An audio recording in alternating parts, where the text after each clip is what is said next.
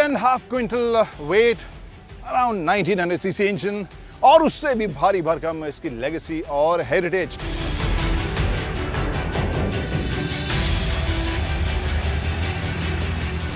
Hi guys, I'm Krati Sambhav. Welcome to Times Drive, and today we are going for this heavy duty ride जिसका नाम है Harley Davidson Street Glide Special। और जितनी ये भारी भरकम बाइक है उतनी ही भारी भरकम इसकी कीमत भी। बट उसके अलावा हम आज के इस राइड में जानेंगे कि इसके चलाने में कितना मज़ा आता है, और प्लस इंडियन रोड कंडीशन के हिसाब से ये नई वाली जो Harley Davidson Street Glide है कितनी नई, कितनी स्पेशल हो पाई है। Let's go.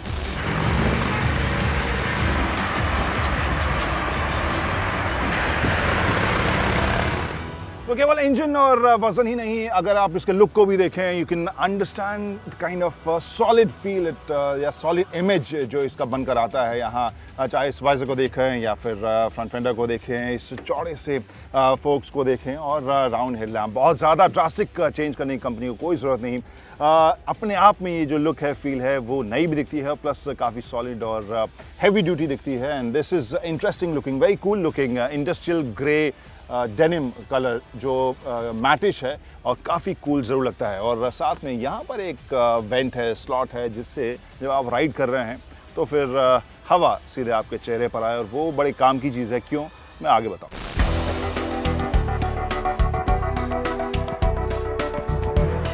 Now this portion of Street Glide Special is special because ये इंजन नया है और इसके बारे में काफ़ी हमने तारीफ़ें सुनी है। We'll talk about that as well। इसके परफॉर्मेंस को हम टेस्ट करेंगे ज़रूर। बट फिगर्स की अगर बात करें, this has the capacity of 1868 cc और जो आउटपुट है that is 163 Newton meter, and that too at 3000 RPM। It has to have that kind of power or torque because if you remember, अभी मैंने बताया था अराउंड 360 kg इसका वजन है, और इतने सारे मेटल को उठाने के लिए क्या ये टॉर्क काफ़ी होगा? Will test that as well. But if you are just wondering, अगर आपको याद नहीं हो, तो हार्ली डेविडसन जनरली BHP के फिगर्स नहीं देता है, लेकिन ऐसी बाइक में हम टॉर्क को ही ज़्यादा खोजते हैं। और एक पॉइंट मैं ऐड करना भूल गया, वो ये कि रेसिंग बूट्स इस वजह से पहन रहा हूँ। दिल्ली के आसपास जो गर्मी बढ़ रही है, वहाँ पर थोड़ा सा एक्स्ट्रा प्रोटेक्शन इस इंजन के आसपास ज़रूरी होगा।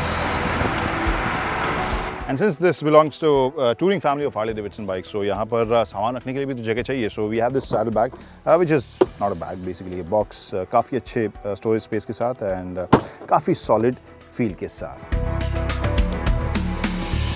As far as riding posture and seating is concerned, काफ़ी comfortable, काफ़ी ये comfy मुझे लग रहे हैं, और जो cushioning है वो भी आपको लंबी दूरी के लिए भी काफ़ी comfortable रहेगी।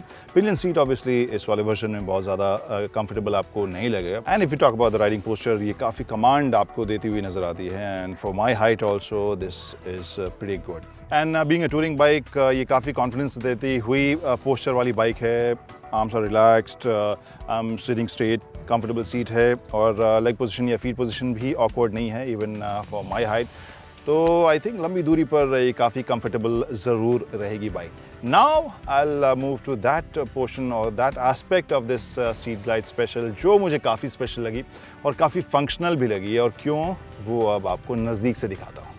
और जब इग्निशन ऑन करते हैं तो फिर यहाँ इन्फॉर्मेशन की बाढ़ आ जाती है। यहाँ इन सभी मीटर्स में तो बहुत सारे इन्फॉर्मेशन आपको मिल रहे हैं, चाहे साइड स्टैंड इंडिकेटर हो या फिर ABS का इंडिकेटर हो, प्लस न्यूट्रल इंडिकेटर वो भी यहाँ पर देखने को मिल रहा है। इन सब इन्फॉर्मेशन के अलावा जो USP और सबसे मज़ेदार फंक्शनल मुझे फीचर इसका लग रहा है वो है इसका बूम बॉक्स 6.5 GTS जो इसका इंफोटेनमेंट सिस्टम है। इसमें एक खूबी जो है वो बहुत ही मज़ेदार, काफ़ी फंक्शनल है, उसके बारे में मैं बताऊंगा। लेकिन इसे कंट्रोल करने के लिए एक तरीका तो ये है, you can use the switches. यहाँ आप होम बटन दबाए और जो आप ऑप्शन यहाँ चुनना चाहते हैं, इफ़ इट्स म्यूज़िक और नेविगेशन या फिर फ़ोन, तो आप कनेक्ट कर सकते हैं, उससे ऑपरेट कर सकते हैं।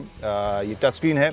इसके अलावा अगर आप फ़ोन करना चाहते हैं तो उसके लिए वॉइस कमांड भी है। Obviously if you buy a bike which is beyond 30 lakhs, तो उसमें ये फीचर तो होना ही चाहिए। तो यहाँ वॉइस कमांड भी आपको दिया गया है, plus you have cruise control, उसे भी आप इसी से ऑपरेट कर सकते हैं।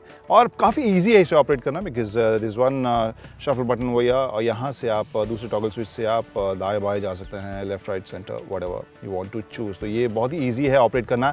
लेकिन अभी भी मैंने इसके USP या मेरे लिए जो सबसे मज़ेदार फीचर था उसके बारे में बात नहीं की, वो मैं अब करता हूँ। मैं ग्लव्स पहन रहा हूँ, and now after wearing the gloves I can still operate this touch screen. Just imagine. ये मुझे तो काफ़ी मज़ेदार फीचर लगी, बिकॉज़ आप जब भी राइड कर रहे होते हैं, स्पेशली आप कहीं रुके, किसी का कॉल आ गया या फिर you need to make call, आपको उतर कर न सिर्फ कई बार हेलमेट हटाना पड़ता है या फिर ग्लव्स भी हटाना पड़ता है in case you are operating your smartphone, और यहाँ ये जो स्क्रीन है it makes it very very easy. But इन सब के बाद क्या बचा है? इसकी राइड बची है।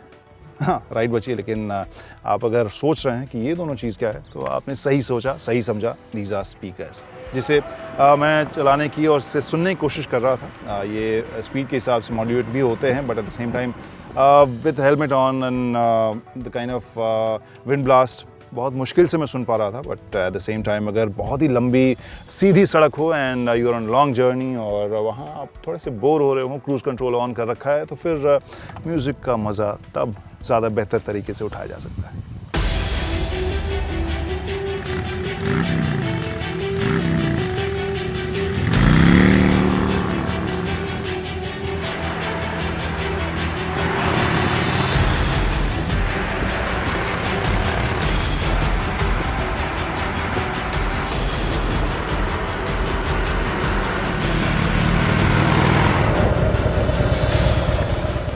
Let's talk about the ride, and just as I expected or anticipated, the kind of torquey feel this gives is very interesting. It's very powerful.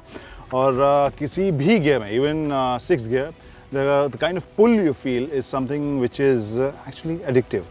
Long rides के ऊपर बहुत ही मज़ेदार ये लगेगी, वही कंफर्टेबल, और जो सस्पेंशन का सेटअप है वो भी काफ़ी सॉलिड आपको फील होगा for touring purpose, for you know long journey. I think बहुत ज़्यादा ये कंफर्टेबल आपको ज़रूर लगी।